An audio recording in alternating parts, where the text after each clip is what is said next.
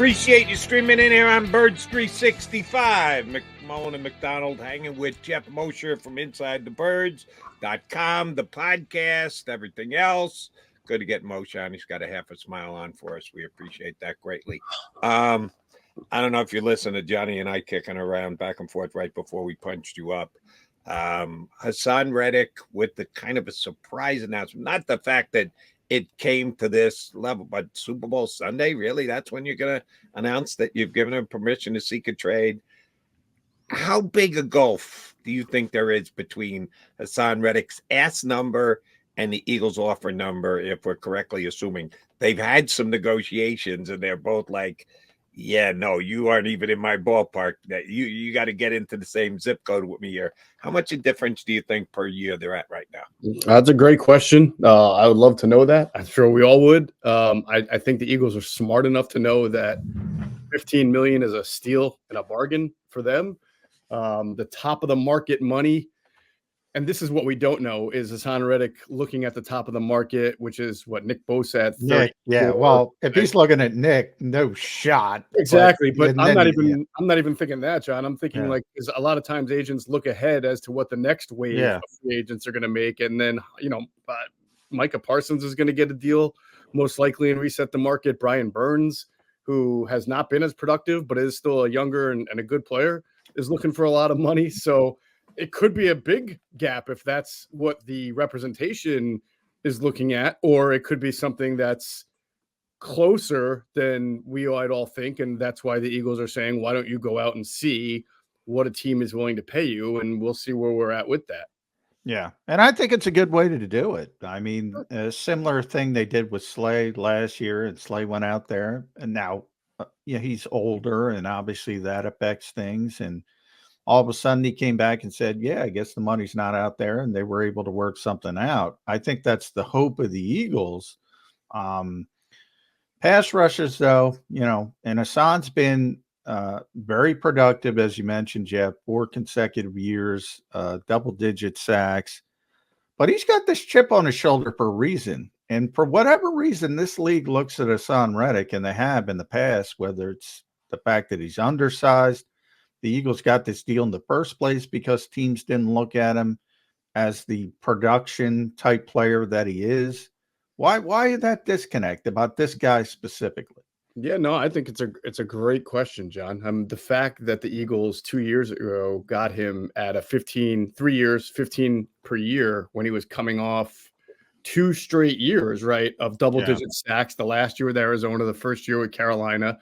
And then became like the first guy, I think, in NFL history to have 3 straight years of double-digit sacks with 3 different teams. 3 different teams, right? Right. It is interesting. I mean, it is fair to say he doesn't fit every single style of defense. If you're a 4-3, if you're a Jim Schwartz team and you like your defensive ends fast upfield, yes, but play with their hand in the dirt, redirect the run, maybe he's not the best fit. You're looking more of your Myles Garrett traditional 4-3 types, but there are enough teams that are playing either 3-4 or Fangio type templates that he does fit. So it is a good question, and I can't sit here and tell you until we get more info that the league doesn't value him now. Yeah. I just know that you're right. Two years ago, and I think this goes back to sort of being labeled as a tweener, as a guy coming out of school without a real solidified position. The Cardinals tried to make him an off-ball linebacker. It didn't work. Then they put him on the edge. Bad team, big sacks. We see that all the time, right? Then he goes to another team, Panthers, bad team, decent amount of sacks. I guess that the NFL didn't really believe in the total package there until recently, and we'll see. And now, unfortunately for him, John, he's going to be 30 in September, and that works against him too. I appreciate this man, and I definitely think he deserves to get paid a lot more. But as we sit here today, I do question what kind of leverage he thinks he has, unless he's willing to hold out an entire year. I'm with you. Yeah, it's not exactly. You know what I said, Geoff? He should have held in, not hold out, hold in. The hold in, you saw a couple guys, most namely Danielle Hunter. I always bring up because he's another guy, pass rusher, very effective, but in a more traditional fashion that you're talking about. So teams look at Danielle Hunter and say, all right, that guy's an edge rusher. He held in last year. So he showed up to camp, didn't get fined, They pretended he had an injury. They worked out a deal behind the scenes. Haason, that was his moment, man. If you remember, he's coming off the season, 19 and a half sacks in 19 games, 4th in Defensive Player of the Year voting, just phenomenal. He showed up with a groin injury. All of us said, you heard that term. What's the situation? Well, the situation has unveiled itself. Mm-hmm. Had the leverage last year as much as he was going to have. Now, you got 2 years left on your deal, so that part of it doesn't equate. But the Eagles know he outperformed his contract. Right. I think if he held in, they would have adjusted it somewhat. It's possible. It's possible because they didn't have, and they're in the same position now, but still they do have leverage. But they just don't have anybody that can do what he does. Nolan Smith, I don't think we haven't seen him be ready to just play that position full time. And Josh Sweat is actually coming off a regression, which only helps Haason Reddick theoretically, but not really. Yeah. Well, Haason regressed. Why not really? Point though, because I don't believe that, John. I think that the way they used him, I know his sacks went down by 4. I think the first 4 weeks he was hampered, but if you look at his quarterback hits and his tackles for a loss, one of them is just a few behind last year, and one of them is more than last year. If you just look at it on sacks, yes, but I thought he was consistently generating pressure for what the Eagles were able to do last year. Yeah, I thought he still played well. Bang on him, So we started with the cast on his hand because he broke his thumb and he wasn't effective. And then he had that run. I think he had all 11 of his sacks in 10 weeks. Mm-hmm. And then everybody collapsed at the end, the whole defense. So, right. But I didn't see like a loss of edge speed or no. That's with Josh Sweat, we could visibly see a different guy, right? A guy dragging the leg or crashing into the tackle, not using speed to power. With Haason, I think he just got caught up in those last 3 weeks in a defense that was imploding and had no identity. And one of the things, if I'm Haason's agent and I'm going out and I'm selling them on the open market and seeing the best offer I can get, one of the things I'm bringing to the table is this guy plays every week. He doesn't get hurt. He's played every game since he's come into the National Football League. Just look at it through an Eagle lens. Josh Sweat, not so much. Injuries before he ever got here. Injuries while he's been here. Haason Reddick answers the bell every single week. On his right hand. That's the kind of guy you want to make. There's someone you're willing to push the envelope for to pay a little bit more. I'm telling you, it's Haason Reddick. Yeah. Well, there's no doubt in my mind, Jody, that his representation can find him a team that will be willing to pay him pretty close to what he's looking for, if not what he's looking for. But then the question becomes, is that team going to give the Eagles the compensation they want? Again, they control. By the way, what do you think that is? Second round pick? The Eagles are probably not going to take less. They're not getting a first. Right. Is it pretty cut and dry? It's going to be a second round pick? I would say like a top 45, 50 pick. Yeah. I think they'd even want a little bit more, like a top 45 and then maybe a 4th, maybe something. Well, the Eagles are the NFL leaders in you give me like that and then your 6th round pick and I'll give you Reddick and a 8th or a 7th round pick. Or exactly. Sides in the 6th round. So.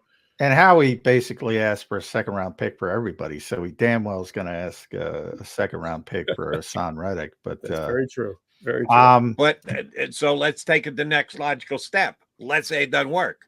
Let's say Haason gets the offer that he needs, close to it, not wowed over, not blown away, not in Bosa's neighborhood, but certainly higher than where the Eagles want to go. But the other team does draw a hard line and says, no, 3rd, that's it. That's all we're giving it to you. How bad would it get? New defensive coordinator, him being forced to come back, hold in. John suggests he should have done it last year. He's going to go down that road this year. That's for damn sure if they don't trade him. How bad will it be in camp under Fangio? Telling him, and you're not practicing again today. Why? Yeah, I mean, I think for a player of Haason Reddick, if he's not happy, if a deal was there but not consummated because of the trade, and he wants to not show up for OTAs and not show up for training camp and, sort of do the Chris Jones thing, I'll show up like a day before the season starts. Chris Jones didn't have a contract. He's under contract. I know, but that's why I say hold in. Hold in. I don't think Vic Fangio, I don't think Nick Sirianni, I don't think Howie Roseman's going to lose about 2 minutes of sleep over it. I mean, the duties of a pass rusher, of an edge rusher in Vic Fangio's defense aren't going to be a whole lot different than they were in Jonathan Gannon's defense, or even what Sean Desai was doing. Maybe a little bit different than what Patricia was doing, but he's not here. They don't practice hard or very long anyway.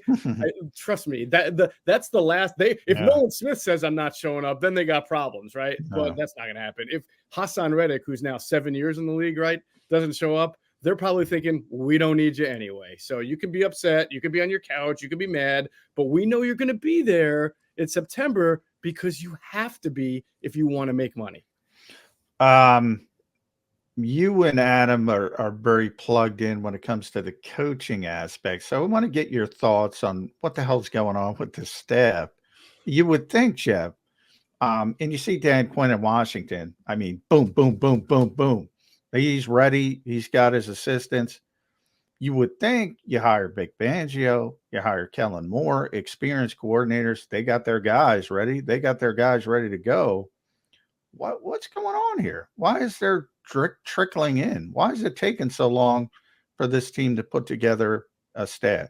Well, as you know, John, the Eagles don't exactly operate the way other teams do. And even when they do have guys in the fold, they will not announce it all until every last guy is officially signed. Obviously Vic has brought in his guys from Clint Hurt to Joe Casper. I guess that's his guy, even though he started with the Eagles. Yeah.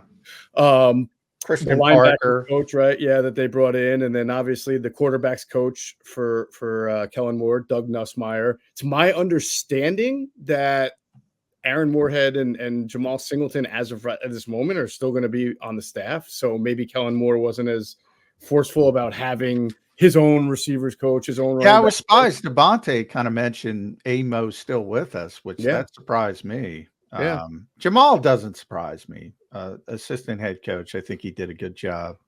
And I don't know if they're trying to give Nick a few things. You expect Kevin Patullo, obviously he'll be back.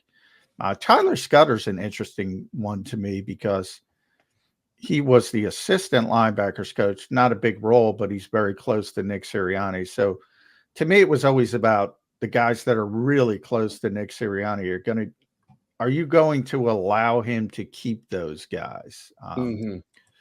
Ronaldo Hill, though, is an interesting one to me because it's clear now he's not going to be back in Miami. He was I believe, secondary coach / defensive passing game coordinator. And Nick had this interesting setup. So he had that secondary coach, defensive pass game coordinator. Then he had a cornerbacks coach, passing game specialist, and then he had a safeties coach, which was Joe Casper, as you mentioned. Now, he already brought in Casper, and he brought in Christian Parker, who he had out in Denver. To me, if you bring in Ronaldo Hill, then you have the same setup. Any intel on that? Is that the way that Vic wants to go?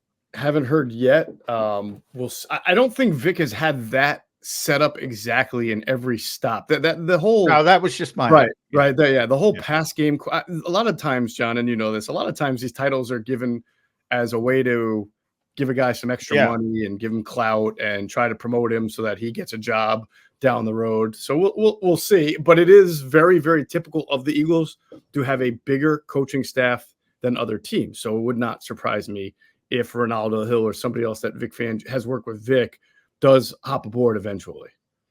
I know that you guys both talked about it on show and your podcast on the website a couple different times about where the separation came with the Eagles defense this year. That the defensive coordinator just lost control of his room and that guys were questioning him and not busting it for him. And there was a major disconnect between Sean Desai and too many of the Eagles defensive players. Nick Sirianni reacted to it. He reacted to it by going, I might have to think about making a change, putting Matt Patricia in charge. That's not good. He did that. Didn't work. How did it get away? Was Desai just a bad hire? Was he not good enough?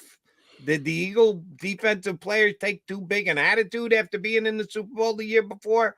Why did the disconnect come down?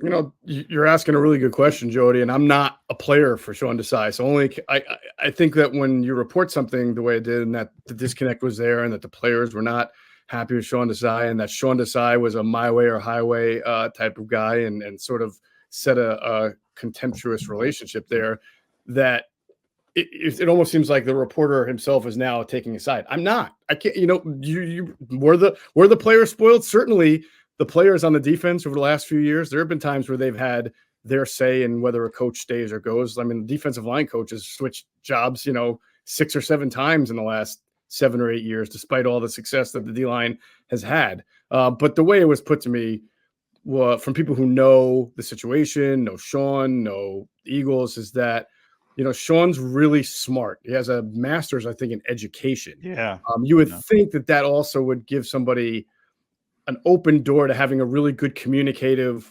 process with the players, but that's not the way it was described to me. It was not a very good lines of communication going back and forth. And as it got worse, there was friction that really developed between certain, I don't want to say everybody. I spoke to mostly veterans or agents from veterans, between them and Sean Desai. So I can understand why Nick Sirianni felt like maybe there's going to be a mutiny here if I don't make a change. What I don't understand is, well, I sort of understand why you keep him around, although I think it was a bad idea to keep him around. But you had to keep him around because he's the only one who knew your scheme inside out. And then you had to, I guess, have him help Patricia understand the scheme, which to me is ridiculous. I mean, it's not like Patricia just walked in the door the day they handed him the play call. It's supposed to be like one of the brightest, smartest, neurospace engineer type guy. Like, he couldn't figure out what to do without crowbarring his own Belichick concepts in. It was a mess, guys. You guys know that. You saw it. It looked like a mess. And unfortunately, you look back on it, and hindsight's easy, but it feels like if they had just stuck with Denard Wilson as their defensive coordinator, a guy who had done a great job with the defensive backs, probably the best defensive backs coaching job they've had in 2 decades, then things could have probably been better. Yeah, and there was, obviously, if the timing worked out, Vic Fangio would have been the defensive coordinator here last season. Right. And Vic kind of recommended Sean Desai. Sean Desai's a Vic Fangio guy. Mm-hmm. So that's why they tilted away from Denard Wilson. Yep. I don't know if they made good decisions. We know in hindsight they didn't. But yeah, keeping them around, Geoff, that's just, that makes no sense to me. No sense whatsoever. Your point about him being the one that knows the defense the best, it's an interesting one. But if you don't think he's good enough to run it, it still doesn't equate to me. But the Super Bowl, and I want to bring up the Super Bowl for one reason specifically. Andy Reid, I believe he was talking to Peter King afterwards. I believe it was Peter. It might have been Albert Breer, so I apologize if I get it wrong. But he had, late in the season, the Chiefs got really surprised by the Las Vegas Raiders, and the Raiders really beat up the Chiefs. Yeah, it was Peter King. Yeah, it was Peter. Mm-hmm. And Andy texted Antonio Pierce to thank him. And one of the things, and one of the things he said was, you get complacent in this industry. So, and that just clicked for me, because we're all trying to figure out what the hell went wrong with this team. 10-1, falling off the table. Defense, we just talked about the offense and staleness and ad nauseum. We've all gone back and forth with this kind of stuff. And I said, I think they just got complacent. I think Andy had his, as he usually does, had his finger on the pulse. Believe that or not believe it? I think that there's certainly an element there to that. I think that's something Nick Sirianni has to look at from top to bottom. I mean, I think every spring we talk about the Eagles OTAs and then summer, their training camp, being less and less than the year before. And we always say, well, this is the way the times are. This is the way the strength and conditioning staff wants it. It's worked so far. But when you keep saying year after year that it's even less than the year before, there's going to be a line, right, where you get to and you say, wait a minute, how far have we drifted away to what real practice and what real competition is in the name of body preservation? All right. Like, I got it as you slowly trickled away from the 3-hour practices and the practices. Okay. Totally makes sense. But I think last year was the first time I said, I don't know about this, man. Like, if this is really what Jody loves this, by the way. Jody's completely on board with it. Yeah, and then I'm usually not, because they've been doing this for years, and all the time I've said, okay, but you can't keep looking year after year after year doing less and less and less and expecting the same result. In my opinion, we'll see what happens. So I think that's one way to start, and then I don't think Britton Covey was intending to throw his coaches under the bus when he was on Radio Row, because he kept saying, look, our offense was good enough to get to the Super Bowl 2 years ago. So that can't be but teams were starting to figure us out. And I don't think he meant to throw Nick Sirianni under the bus, but he is. And whether he realizes it or not, he's saying we didn't adjust to the adjustment. We just think our offense is good enough because of the talent and the scheme to go to a Super Bowl. And then all of a sudden teams started to play us harder and do things differently, but we still have enough talent to get to the Super Bowl. Fine. But you need to adjust to the adjustment. That's what all the great quarterbacks do. Tom Brady wasn't the same quarterback in his first 5 years, then his middle 5 years, then his last 5 years. That's what great coaches do. Andy Reid's offense now looks nothing like Andy Reid's offense when he was going to 3 straight or 4 straight championship games in a Super Bowl with the Eagles. So Nick, and it's going to happen whether Nick wants it or not, right? Because of Kellen Moore, but they needed a refresher. They needed not a total reset, but they need the new ideas and the new concepts. And, oh, by the way, Tom Brady won a Super Bowl in the 4th 5-year grouping with another team, as a matter of fact. He was that good. And thank you very much for acknowledging the Eagles don't practice enough. And they can't they don't have the leg to stand on this year because, A, they got hurt. The whole reason to not do it is not get hurt. They had D-backs dropping like flies. And then guess what? When you put the D-backs in, playing out of position, maybe if you'd practiced a little bit longer, they would have been a little bit more ready to step in and play. Yeah. It's going to be very difficult to make that argument this year that less is more. Well, let me also interject that the discussion always should center around talent first, right? And missing on a 3rd-round pick linebacker a couple of years ago in Davion Taylor, and then not getting health out of Nakobe Dean. That's 2 players who should have been your linebackers this year. Yeah, everybody points to San Francisco. Brett Warner was a 3rd-round pick. Trey Greenlaw was a 5th-round pick. 100%. The Eagles have tried to find players, but they either misevaluated or, in the case of Nakobe Dean, injuries. Yeah. I mean, the Eagles have misevaluated linebacker, cornerback, and safety for the better part of 15, 20 years. Yes, they have a couple good ones like Jordan Hicks and Michael Kendricks, but if you took the totality of those positions and said, how well have they done here in the draft compared to O-line, D-line, and other positions, it's way far behind. So, but I agree with you, John. I don't think this means that the Eagles all of a sudden have to shift philosophy and draft a linebacker in the 1st round. They just need to draft a line like the Chiefs, a Nick Bolton, a Willie Gay, draft a linebacker in the 2nd or 3rd round who can stay healthy and play. We'll see if the defensive coordinator can coach that guy up and make him into a player who contributes. All right, since you went to the draft, you were down at the Senior Bowl, and the Senior Bowl isn't the be-all, end-all of the draft because there are a whole bunch of guys that don't play in the Senior Bowl that are underclassmen that are going to be taken in the 1st round. So even though this is more of a 1st-round pick than anything else, but feel free to go down to the 2nd or 3rd. If they're on the clock at 22 and there are 2 players there with very similar grades, I mean like this much between them, one ahead of the other, but a minuscule or the exact same grades. One's a defensive edge rusher. The other one's a tackle. The Eagles love to draft in the trenches. That is their number one philosophy. Maybe above all other philosophies is trenches out. They go on offensive line or defensive line in the 1st round, Mosher? I love your hypotheticals, brother. How about we really make it fun and throw a cornerback in there too while we're at it. That's a good one because it's positions they value, though. So, yeah. it's easy if it's offensive line versus Right. Linebacker, yeah. running back. Yeah. Oh, they're going to take a running back at 22. That's going to happen. I think it's such a strong tackle. I think maybe edge, Jody, just for the sake of your argument here. And then you might even be able to get a pretty good offensive tackle in this year's draft in the second round.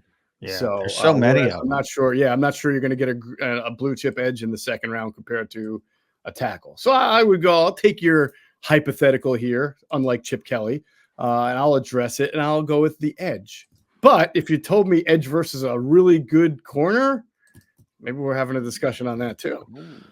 Well, the kid from Toledo, he had a great Senior Bowl. Yeah. From everybody down there, I assume you had the same take, Geoff. Yeah. I talked to him a little bit too. Did you? Was it Quavon Mitchell? Quinyon Mitchell. Quinyon Mitchell. And the Eagles have a nice little intel on him because his head coach at Toledo, Jason Candle, was Nick Sirianni's roommate at Mount Union. There we go. That's good. Good connection info from Jeff Mosher. Yeah. But there's maybe, one thing I noticed with Daniel Jeremiah, I mentioned this on the show, Jeff, his top 50, his first top 50.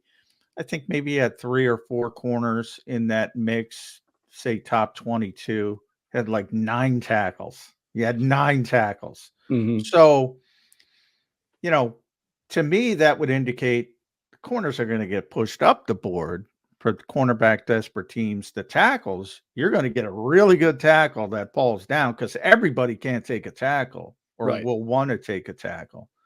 And man, that's Howie's wheelhouse, man. It is. Tyler Guyton sitting there at 22. You got to stay. Heir apparent to Lane Johnson. Lane mentors him. Mm-hmm. Man, that's a perfect Eagles pick. If you're a betting man, I'm just saying. Hey, listen, Andrew DeCecco's first mock draft had Tyler Guyton as first round. So it would not surprise me in the least. And I know people are going to say, "Oh, you can't take a guy who's going to sit for 2 years." But the Eagles draft for the future. That's the way you should draft, by the way. You fix your holes in free agency, and you draft for the future. Yeah, but Cody's shaking his head. He doesn't. I absolutely disagree. Yes, not with the first round pick. You're right. You have to address things. You have to better to be prepared and have depth. I agree. The Eagles are going to have, as of now, 8 picks. I would give you a homework assignment, Jody, and I would have you take all of the guys drafted from, say, 15 to 32. First round, right? Okay. 15 to 32 over the last first round, got you. 6 or 7 years, and tell me what percentage of them were solid starters in their first year. I guarantee you, because I've already done sort of the work on it, it's not as high as you think. Yeah, it's not. If you're talking a top 10 pick, Jody, I'm agreeing with you. If you're talking anything after 15, no. I don't think you draft for immediate holes. Those guys get hurt. Those guys have learning curve. You saw Nolan Smith. You loved Nolan Smith. The guy got on the field, didn't know what he was doing. And that's not his fault. He's just not strong enough. And he's getting, jockeyed between positions. But if you pick a Nolan Smith type player thinking that's my edge, my rookie edge, he's fixing my edge hole, then you're mistaken. Yeah, but a couple things. Number one, I wasn't as big a Nolan Smith. There might have been other huge. No, I just remember you asked me a lot about him during the year. Right. I thought he was a good value pick at 30, but it wasn't like, oh my God, the Eagles got the best edge player at the bottom of the first round. So I thought it was tremendous value at that pick. I did. I thought it was tremendous. I thought it was very good. I wouldn't say tremendous. Number two, it depends on what you have in front of you. You give me the 15 through 32. Mm-hmm. If you've got a guy who's got 2 years left of top level value, and oh, by the way, I believe that Lane Johnson's playing at least 2 more years at a very high level. I surely hope that Jordan Mailata is playing another 2 years. So you have to guarantee he's going to stay healthy. Right. But you got to plug them into the situation as to what the expectations are they're going to be. Mm-hmm. Yeah, I can't take a tackle if I'm the Eagles. I got pick number 22, and I've got Jordan Mailata and Lane Johnson. I can't use that pick on a tackle. That's me. If I'm Howie Roseman, if you're not as stable a situation as the Eagles are at the tackle position, then yeah, if it's only 1 year, there's going to be a grooming period. And then a year after you're plugging him in at day 1 of year 2. Okay, I'm fine with that. You think that either Lane Johnson or Jordan Mailata will be done by the start of 2025? I think it's very possible either one of them could get hurt, miss 6 or 7 games, like Jason Peters did in 2017, missed a lot of games. And when you have a pick that you can slide in there who can play the position, it's worth it. Yeah, I do. Yeah. I mean, if Landon Dickerson they certainly didn't need a guard that year. They drafted Landon Dickerson. They had Brandon Brooks and they had Isaac Seumalo. Well, guess what? Both of those guys got hurt, and they slid Landon Dickerson right in. And Cam Jurgens, Yeah. They and Howie said it when he drafted Cam Jurgens. He actually quoted and paraphrasing a little bit was, "I know the fans are going to be upset, but that's how we build this thing. That's how we roll. And if it's even, he's going to take the offensive or defensive lineman." And by the way, I agree with the Eagles' philosophy. And I agree with at Geoff P. Mosher quite a bit. Inside the Birds, InsideTheBirds.com does a tremendous job. The podcast there with Adam Kaplan. Our buddy Andrew DeCecco does a phenomenal job. You mentioned his first mock draft is out there, so people should go check that out. I guess I'll end it with the Tom Brady. Did you see Tom Brady on Steve Young's podcast at all? No. Talking about modern quarterback play, Geoff. Phenomenal. I heard he said something very profound, though. Can you give me the cliff notes on it? Very profound. Basically said the modern quarterback, and too many Eagles fans thought he was talking about Jalen Hurts. He was talking about the general modern quarterback. A lot of times, and I've been trying to explain this on Birds 365 for 3 years, and Tom did it in 5 words. They're calling probabilities, play callers. That's what they do. If it's 3rd and short, you're probably going to get man. You want run a bunch of man beaters. If you're playing, cover, you're playing probabilities. It's at that point, it's the quarterback's job, if you're getting something you didn't expect from the play call, to adjust at the line of scrimmage. Too many young quarterbacks cannot do that. And they snap the football and they're like, oh man, we got a bunch of crossers in cover 2. It's not going to be open. Just run the football. Right. It was brilliant. I encourage you to check it out. He wasn't talking specifically about Jalen Hurts, but that's part of the problem with the modern quarterback. And I think everyone looks at the play caller. They're just calling probabilities. The quarterback is responsible. The term highly schemed offense has become very vogue, right, in the NFL. And it's absolutely true. And it's not just Jalen Hurts. I mean, I think Brock Purdy is another example of a guy playing in a highly schemed offense based on probabilities. And I think you look all around the league where the eye test will tell you, like, when a guy you could tell has a good feel for what's going on, for the ability to change a play, the ability to adjust. I mean, it's not just Patrick Mahomes. I think there are a lot of quarterbacks. I think Jordan Love is starting to enter that territory. Yes. I don't know how highly schemed. I think he's able to get a feel. You saw that in the playoffs of where it's coming from, what to do, how to react to the reaction, how to adjust to the adjustment.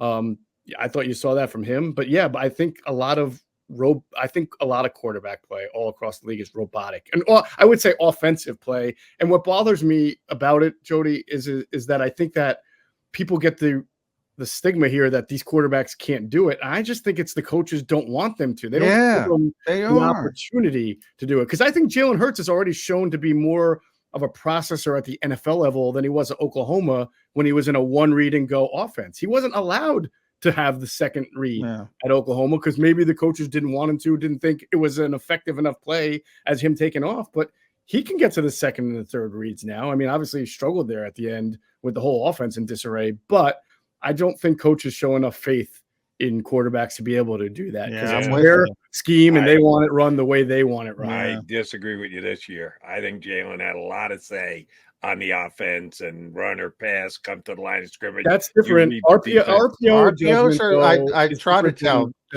Preach. Yeah. Very different. There's a difference there. It's just baked in. You're doing a math equation. Right. And basically, aren't the extra guys in the box? You kill the play. You go from run to pass or vice versa. It is not. Yeah, I'm not talking about the RPOs. Brian Johnson went up there and said every play. Every Eagle play wasn't an RPO. So every play, Jalen walks up to the line of scrimmage, and he's got a running play, he's got a passing play to pick from, and he makes the call at the line. They gave him a lot of latitude to do that this every year. quarterback, though. That's modern NFL offense. Do they go into training that doesn't camp? equate to what Geoff just said. Jeff said, well, they're not giving the quarterback enough of a chance. I'm talking about setting protections, flipping plays. Like, he may have some autonomy on that, but what I'm talking about is giving the quarterback the keys to the offense, and we'll see this coming year, and saying, this is your show. Like, a quarterback have to have that ability to understand the feel of the game. That was my biggest criticism about Chip Kelly in the moment, was that if you gave Chip Kelly Tom Brady or Peyton Manning, he wouldn't want him. He didn't want that quarterback because he wanted people to run his offense. And that, to me, is just awful.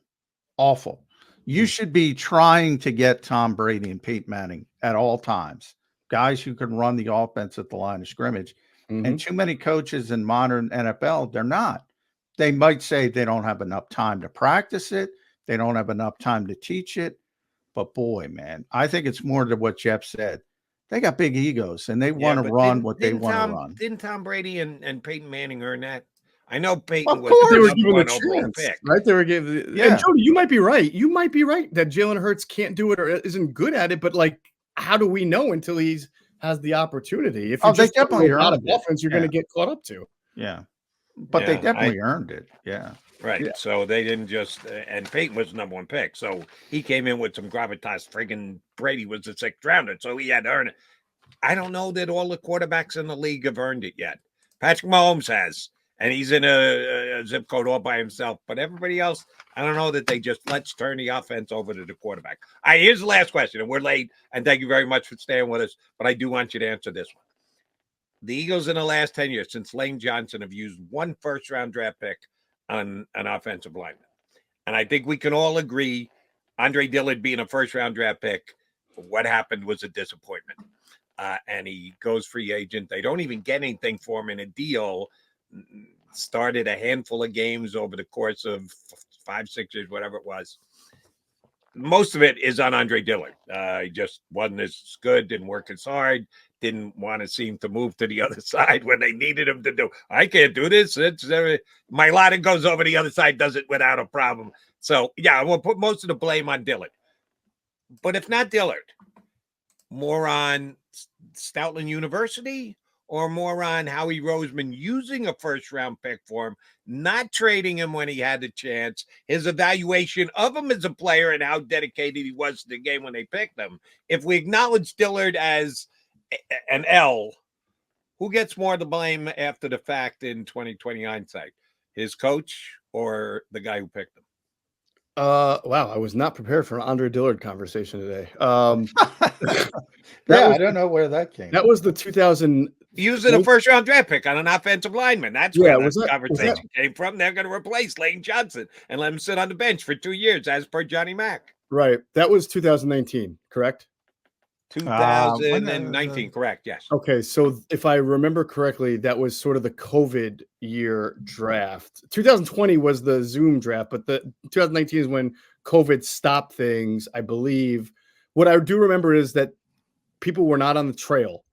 I don't think they ever went and worked out. No, they didn't. That was the thing, Geoff. Yeah. With Andre Dillard, he was expected to go much higher. Right. And all of a sudden, he started falling to the Eagles. Yep. And they were like, oh, man, we got a chance. And they didn't do their homework. They did not. Because I think Stoutland only had a chance to Zoom interview him and not really get to know him the way he sort of got to know Mailata with the International Pro Day. So, I mean, you can blame everybody. You can blame the circumstance. You can blame the player himself, who was not the most, driven when he came into the league to be better. You can blame Stoutland for not doing enough homework, or the director of scouting. But that was rare because of the situation of not being able to really go out and see guys.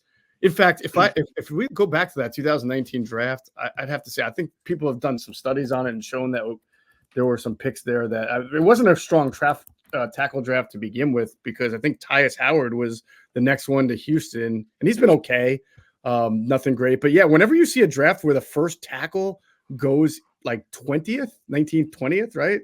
Then then you know it's not maybe. Well, yeah, the crazy part was, if you remember in that draft, Houston badly needed a tackle. I think, it was Houston, and the Eagles traded up, moved up to in front of him. Yep, to get him, and Houston, as you mentioned, just took the next tackle. They didn't know what to do, right?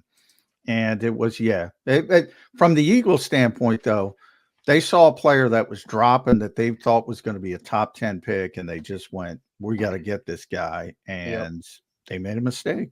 Oh yeah, this is the year Cleveland Farrell went 4th overall, and that was a disaster for them. There were some pretty good picks there, but Pittsburgh took Devin Bush. That didn't work out for them.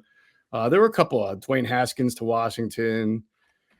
Bradbury's the Daniel Snyder picked. Noah Fant 20th. I mean, it looks like there's a decent amount of hits, so there are some good players in this draft. But that was not the Eagles' best. Those 2 years, 2019 and 2020. I get it that they got Jalen Hurts in the second round, 2020. But if you go talk to people who worked in the building, those were 2 pretty tough years for front office cohesion to begin with. So,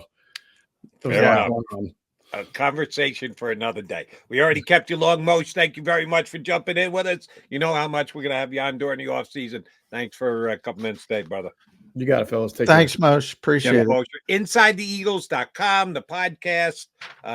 Always good when Moshe jumps in. Hey, let me tell you, Birds fans, that you can save yourself some money today. Here's a chance to save upwards of 40% on your car insurance. Do so right now from one of JAKIB Sports' great partners.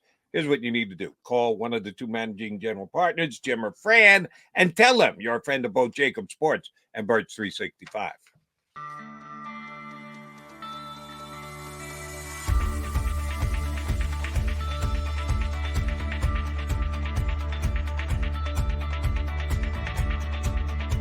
Hi, I'm Jim Muehlbronner, Managing Partner at Del Val Insurance Group. Give us a call. We're a local, knowledgeable agency, not an 800 number. Go Birds!